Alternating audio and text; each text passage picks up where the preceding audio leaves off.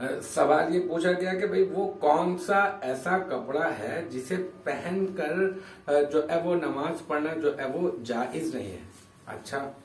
वो पाक पाक भी है और वो साफ भी है, लेकिन ऐसा पाक और साफ कपड़ा जिसे पहनकर नमाज पढ़ना जायज नहीं है, तो वो कौन सा कपड़ा हो सकता है? बिल्कुल हाँ, ये तो सोचने की बात है कि पाक भी है साफ भी है, लेकिन उसे पहनकर पढ़ना जो है वो नमाज जायज नहीं है। हाँ बिल्कुल ऐसा है, और वो ऐसा कपड़ा जो चोरी किया हुआ हो, चुराया हुआ हो,